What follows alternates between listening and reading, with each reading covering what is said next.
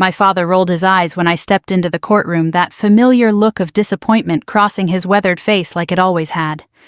But then the judge lifted his head from the papers, his eyes locking onto me. His expression froze.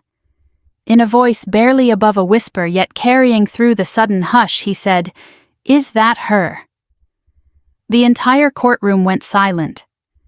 Lawyers paused mid-sentence. The clerk stopped typing. Even the bailiff shifted uncomfortably. My father's smug expression wavered for the first time in years. They had no idea who I really was or what I had carried with me into that room. They thought I was just another retired officer, a daughter finally confronting her stubborn old man. What they didn't know was that I had lived long enough, fought hard enough, and remembered everything. Every morning on the Harlan family farm in rural Iowa began the same way for decades. I rose before dawn just as my father had taught me the chill of the Midwest air, cutting through the old wooden house my great-grandfather built after World War II. The smell of strong black coffee would fill the kitchen while I checked the fences in my mind, even when I was half a world away in uniform. My late mother, God rest her soul, used to say the land had a way of holding on to people. My father, Colonel James Harlan, retired, believed it held on to duty above all else. He raised me like a soldier, not a daughter. There were no hugs after scraped knees, only push-ups. No tears allowed, only more laps around the barn. "Harlans don't break," he would bark, his voice sharp as the medals pinned to his chest from Vietnam. My life wasn't one of softness. It was rhythm of orders deployments and proving myself in rooms full of men who doubted a woman could lead. I poured 32 years into the United States Army, rising to Colonel Margaret Harlan, commanding units in Iraq and Afghanistan, making decisions that kept soldiers alive, while my own family slowly drifted away. I missed birthdays, anniversaries, and the slow unraveling of my marriage. My 2 children barely knew me beyond the woman in the crisp uniform who called on holidays. All of it, I told myself, was to earn the respect of the man sitting across the courtroom, now the same man who once pinned my first lieutenant bars on my shoulders, with a nod instead of pride. That crisp October morning 2 months ago was supposed to be different. I had driven 8 hours from Washington back to the farm after my retirement ceremony, the weight of my duffel bag, nothing compared to the exhaustion in my bones. The golden fields of Iowa stretched endlessly under the autumn sky, the corn harvested, leaving stubble that crunched beneath my boots. I found my father in the living room, surrounded by stacks of papers. His once powerful frame now slightly stooped, but his eyes still sharp as bayonets. "Margaret," he said flatly, not even rising from William's old oak desk. "You're early. I'm home, Dad. For good this time." I set my cover on the table, the brass eagle catching the light. I wanted to tell him how proud I was of the life I'd built, how I had honored the Harlan name in ways he never imagined. Instead, he slid a folder toward me. "The farm is too much for you now. You've been gone too long. I've made arrangements with a developer. We sell, I move to the veterans' home in Cedar Rapids, and you need help, Maggie. The Army broke something in you. Everyone sees it but you." My hands tightened on the edge of the desk. The wood was worn smooth by generations of Harlans. "This land is our legacy, Dad. Mom's buried here. I won't let you erase that." He laughed, a short, bitter sound. "Legacy? You don't even have a family anymore. Your kids barely speak to you. I'm doing what's best." The weeks that followed were a blur of cold arguments and legal papers. My father, the man who taught me duty and honor, had quietly begun proceedings to declare me mentally unfit to manage the estate, citing PTSD and unstable behavior from my service. He wanted control, wanted to sell the one place that still tied us to something real. I stood in that old kitchen, the scent of pine cleaner and aged wood filling my lungs, staring at the man who had shaped me into steel and now wanted to melt me down. I didn't cry. Harlans don't cry. Instead, I made calls, I gathered records, and I waited. Now here we were. In the Woodbury County Courthouse, the American flag hanging heavy behind the judge's bench, its stars and stripes a silent witness. I sat straight-backed in my charcoal suit, my silver hair pulled into a tight bun, medals replaced by quiet dignity. My father, dressed in his old uniform jacket, despite the retirement, glared at me with the same contempt he'd shown when I chose West Point over staying home to be a proper woman. The judge, an older man with kind but weary eyes, cleared his throat. The silence stretched. I met my father's gaze across the aisle, and for the first time in my life I didn't look away first. He had no idea what was coming. None of them did. I had lived in the shadow of his expectations for 54 years. I had sacrificed everything to make him proud. And now, with the truth I had uncovered in the old barn, safe hidden beneath decades of dust, I was ready to show Colonel James Harlan exactly who his daughter had become. Those words from the judge hung in the air like smoke after a rifle shot, but my mind had already drifted back through the decades, pulled by the weight of my father's stare. The courtroom faded, and I was 12 years old again, standing in the freezing Iowa wind behind the barn, tears streaming down my face after I had fallen from the hayloft and broken my wrist. My father loomed over me, his shadow long and unforgiving in the late afternoon light. "Soldiers don't cry, Margaret," he snapped, his voice cutting sharper than the pain in my arm. "You want to be weak like your mother, or do you want to be a Harlan?" I bit my lip until it bled, swallowing the sobs as he made me run laps around the property until the sun disappeared behind the cornfields. That was the day I learned that love in our house was measured in endurance, not affection.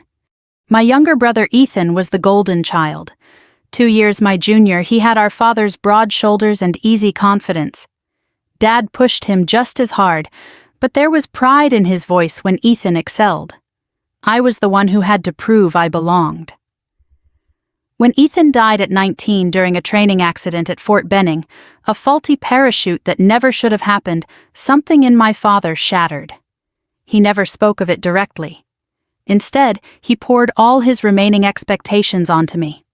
"You carry both your burdens and his," now he told me at the graveside, the folded flag heavy in my hands. I was 17. That night I enlisted in my heart long before I ever signed the papers. The years blurred into a relentless march. West Point, commissioning, deployments that took me from the dusty streets of Baghdad to the mountains of Afghanistan.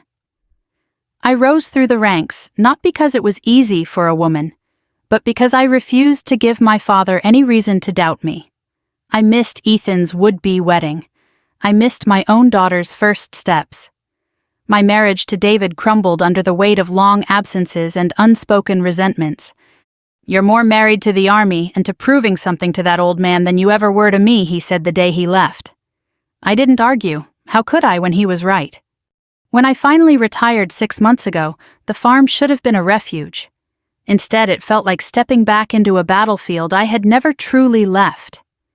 The old white farmhouse still smelled of polished oak gun oil and the faint trace of my mother's lavender sachets that Dad refused to throw away.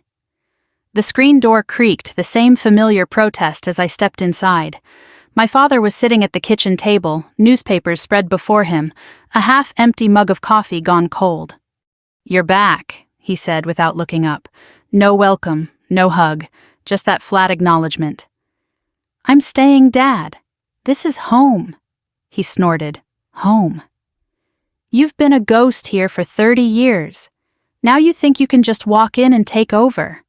The argument started small and grew like Iowa thunderstorms, sudden, fierce, and destructive. He criticized everything: the way I made coffee, how I left my boots by the door, my soft posture after years behind a desk instead of in the field. But beneath the petty jabs lay something darker. I began noticing missing documents, late-night phone calls, and unfamiliar cars pulling up the long gravel drive. When I confronted him, he waved me off. "You've got that look in your eyes again, Maggie, the one that says the war followed you home. The VA doctors warned me about this. PTSD, unstable. You're not fit to run this place." I stared at him, the man who had taught me to compartmentalize pain, now using my service against me. Within weeks, I learned he had hired a lawyer from Des Moines and was quietly petitioning the court to have me declared incompetent.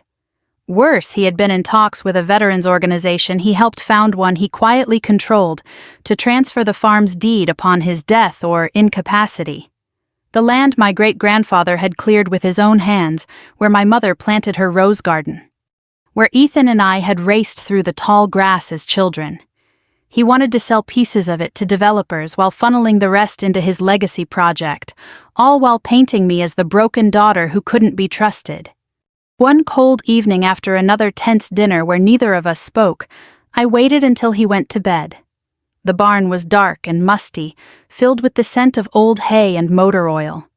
I climbed into the loft where I used to hide as a girl, and found the small metal box bolted beneath a loose floorboard, exactly where my mother had once shown me years before she took her own life on a rainy April night when I was 14. Inside were yellowed letters, bank statements, and a worn leather journal. As I read by the beam of my flashlight, my hands began to tremble. My father had not been merely surviving on his pension. He had built something far larger in secret, and he had spent decades ensuring I would never inherit it. The betrayal burned hotter than any desert sun I had faced overseas. This was not just about land or money. This was about a lifetime of being measured, judged, and ultimately discarded by the one man I had spent my entire life trying to impress. In that moment, kneeling in the dust of my childhood, something shifted inside me. Colonel Margaret Harlan was no longer the obedient daughter. She was done waiting for approval that would never come. I closed the box, wiped the dust from my hands, and walked back to the house under a sky heavy with stars. My father had taught me many things: discipline, resilience, and the cost of weakness. Now I would use every lesson he had drilled into me. I would fight him with the same cold precision he had always demanded. And when the time came, he would finally understand the depth of the silence he had built between us. That night, after my father's heavy footsteps had faded up the creaking stairs, I returned to the barn with a small crowbar and a determination colder than the Iowa wind rattling the tin roof. The old metal box came free with a protesting groan, its surface rough with rust and years of neglect. I carried it to the kitchen table under the single hanging bulb, its warm yellow light casting long shadows across the worn linoleum floor. The scent of aged paper and faint gun oil rose as I lifted the lid. Inside lay the hidden life of Colonel James Harlan, a man far more calculating than the gruff, pension-dependent father he pretended to be. Page after page revealed a meticulously built empire. Bank statements from accounts I had never known existed showed investments in defense contracting firms' land holdings across the Midwest, and even shares in a private security company founded by old Vietnam comrades. The numbers made my military pension look like pocket change. For decades, while he lectured me about duty and sacrifice, he had quietly turned his military connections into substantial wealth. There were letters from generals and senators thanking him for discreet assistance on procurement deals. He had been pulling strings from the shadows long after his uniform came off. But the deepest cut came from a sealed envelope addressed to me in his precise slanted handwriting. My hands shook slightly as I unfolded the pages dated 5 years earlier, never sent. Margaret, if you're reading this, I'm gone, or you've gone digging where you shouldn't. You always were too stubborn for your own good. I built this for the Harlan name, not for weakness. Your service was adequate, but a woman commanding men in combat was always a risk I tried to mitigate. A quiet word here, a delayed promotion there, it was for your own protection as much as the Army's. Ethan would have carried the legacy properly. You fight like a Harlan, but you feel too much just like your mother. The words blurred. I had suspected, but seeing it in his handwriting drove the knife deeper. He had sabotaged me.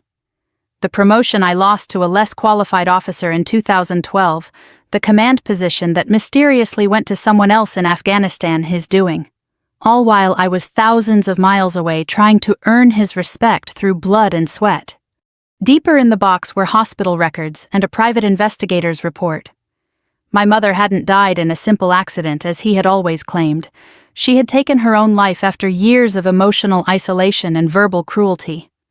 The report detailed nights of her crying alone while he drank in the study, berating her for producing a soft daughter, and then losing his precious son. She had left a note he had destroyed begging him to show me kindness. Rage, pure and focused, settled in my chest like a well-aimed round. This wasn't just greed or control. This was a lifetime of systematic diminishment. The man who taught me honor had none when it came to his own family. He wanted to erase my place in this legacy and rewrite the story with himself as the sole guardian of the Harlan name. I didn't sleep that night. Instead, I photographed every document with my secure phone, then carefully returned the originals. By dawn, as the first light painted the frost-covered fields in soft gold, I was on the phone with Captain Rebecca Torres, my former JAG officer and one of the few people I still trusted completely. "Colonel Harlan," she said, her voice sharp, even at 6 a.m. "This is heavy: financial manipulation, undue influence, possible elder fraud on his part.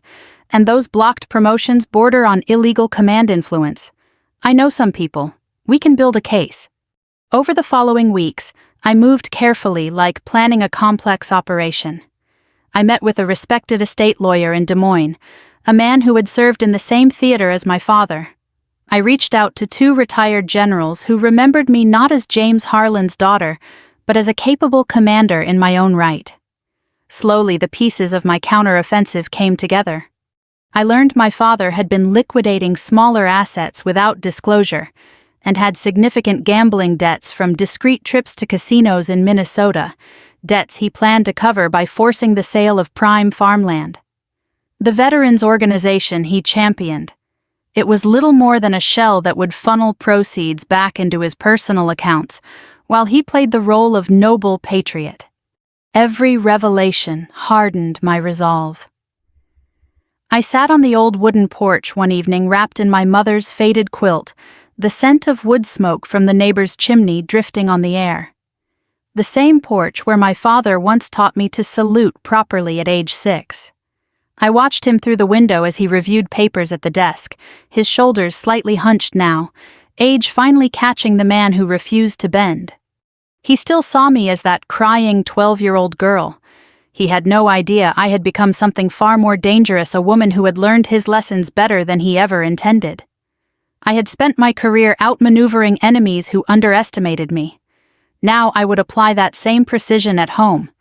The court date had been set. My father believed he was walking into a simple competency hearing to sideline his difficult daughter.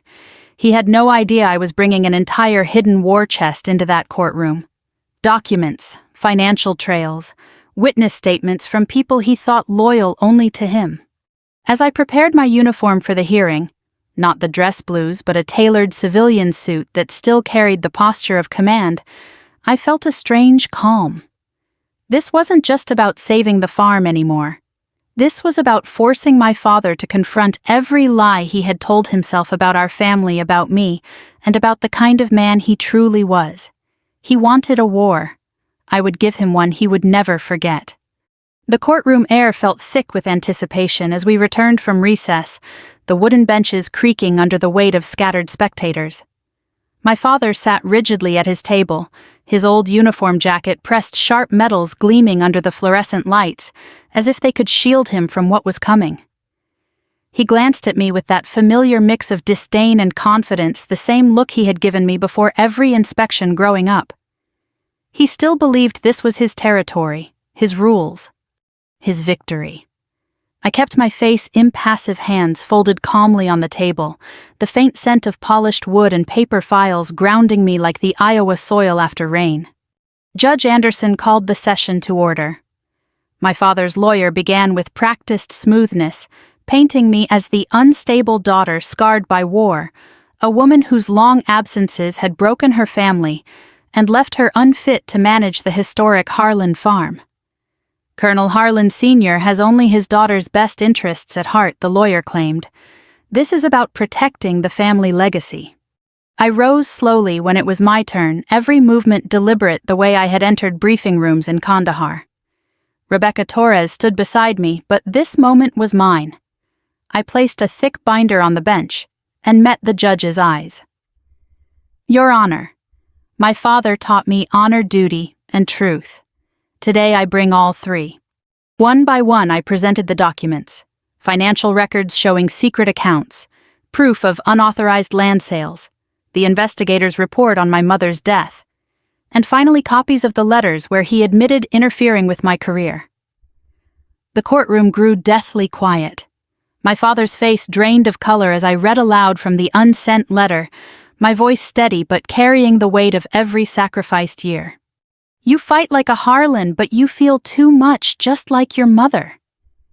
Those are your words, Dad, written in your own hand. While I was leading troops under fire, you were pulling strings to keep me from advancing. While I was earning these, I touched the spot where my ribbons would have been. You were planning to erase me from our family's story. James Harlan rose halfway from his chair, his hand trembling. Margaret, that's enough. You're twisting things. I protected this family. Protected. My voice cracked for the first time, not from weakness, but from the raw surge of decades of pain. You broke Mom. You broke Ethan's memory by making me carry him like a burden instead of a brother. And you tried to break me, all so you could control the narrative of the great Colonel Harlan. The judge called for order, but the dam had broken. My father's lawyer tried to object, but the evidence was overwhelming. I continued laying out how I had already quietly purchased the notes on the smaller parcels he tried to sell, and secured liens on the rest. The farm wasn't going anywhere without my consent. Then I delivered the final blow. I will not sell our land to developers. Instead, I am establishing the Harlan Veterans Healing Ranch on the full 200 acres. A place where soldiers like me, men and women carrying invisible wounds, can come to heal. Where families can reconnect. Where the lessons of duty include compassion, something you never taught me, Dad. The barn will become a counseling center. The fields will grow food for residents. And your name will live on not as a monument to control, but to redemption. My father stared at me, his mouth slightly open, the invincible colonel finally looking every one of his 80 years.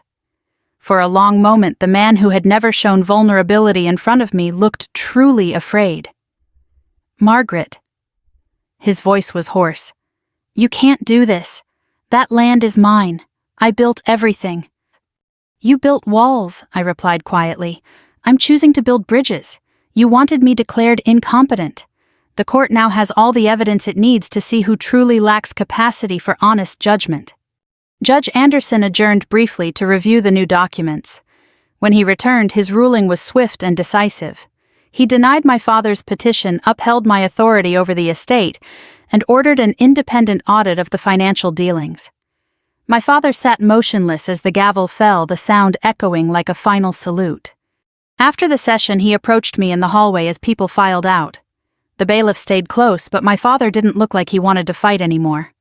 Up close, I could see the age spots on his hands, the slight tremor in his once steady grip. I never meant for it to go this far, he said, his voice barely above a whisper. You were supposed to be stronger than her.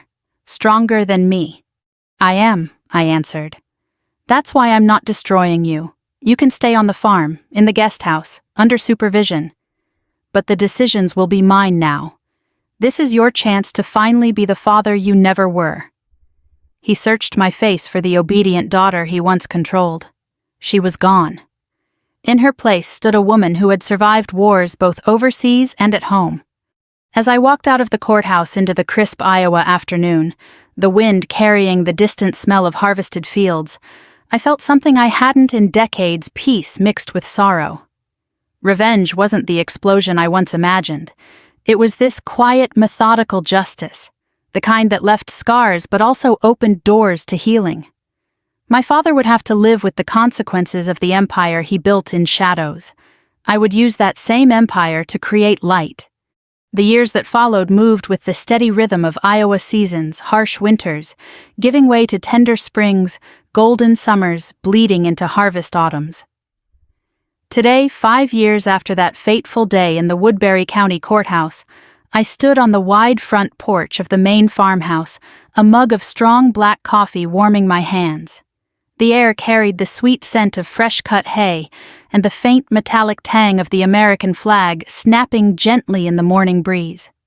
Below me, the Harlan Veterans Healing Ranch stretched across 200 acres of rolling land that had once nearly been lost to bitterness and greed. Laughter rose from the newly built counseling barn where a group of veterans sat in a circle, some still young, others with silver hair like mine. A former Marine sergeant was sharing a story that ended in quiet tears and gentle nods of understanding. Further out in the fields, residents tended the vegetable gardens we had planted together, their hands working the same soil my great-grandfather had cleared. The ranch had become everything my father once claimed to want for the Harlan legacy, only it was built on healing rather than control. My father lived in the remodeled guest house now just 50 yards from the main home. At 85, his once commanding frame had grown frail, his steps slow and deliberate with the help of a cane. The court-mandated supervision had evolved into something quieter, almost gentle.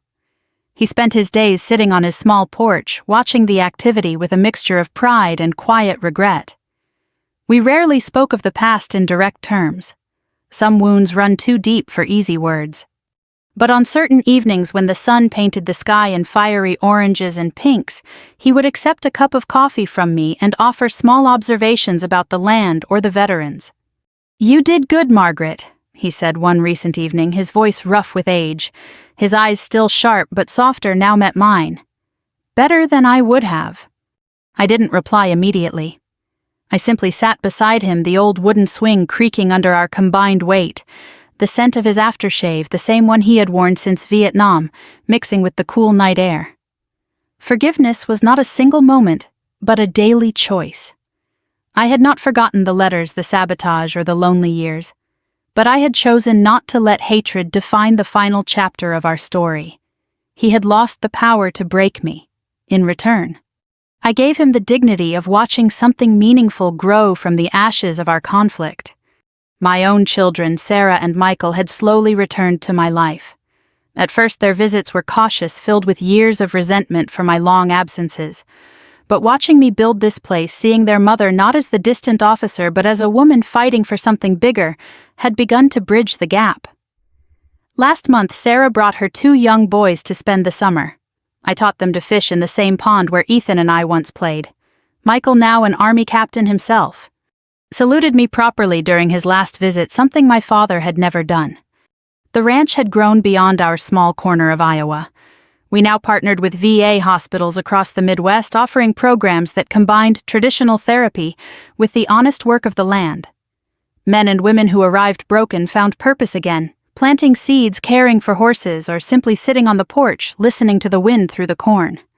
Many told me the place saved them. In truth, building it had saved me. One crisp morning last week, I walked the familiar path to the family cemetery at the edge of the property. My mother's simple headstone sat beside Ethan's. I placed fresh wildflowers on both the purple petals, bright against the gray granite. "I finally understand," I whispered to them. "Honor isn't just about standing tall in uniform. It's about standing up when it matters most at home." As I turned back toward the house, I saw my father watching me from his porch. He raised a hand in a slow, deliberate wave, the closest thing to approval I had ever received from him. I waved back. The circle, jagged and painful as it had been, was finally closing. Standing here now, looking out over land that had witnessed 4 generations of Harlans, I realized that revenge, true revenge, was never about destruction. It was about taking back the power to write the ending. My father tried to erase me. Instead, I rewrote our legacy into something that would outlast both of us. The sun climbed higher, warming my face. In the distance, children's laughter mingled with the serious conversations of veterans finding their way home. This was victory, not the kind celebrated with parades and medals, but the quiet, enduring kind that touches lives long after the courtroom drama fades. If my story has touched something in you, I want you to know you are not alone. Whether you are a parent who feels betrayed by your children, a child carrying the weight of a difficult father, or a veteran still fighting battles, no one else can see there is strength in choosing truth over silence and purpose over pain. What would you have done in my place? Have you ever had to fight for your dignity within your own family? I would love to hear your stories in the comments below. Tell me which city or town you're watching from today. Your words remind me that these lessons travel far beyond the Iowa fields. Thank you for sitting with me through this journey. I hope it brought you comfort, strength, or at least the knowledge that even the hardest chapters can lead to beautiful new beginnings. We have many more real-life inspired stories to share with you, stories of courage, redemption, and quiet victories. If this resonated with you, please subscribe and join our community. Together we can keep reminding the world that it is never too late to stand tall, to heal, and to build something better.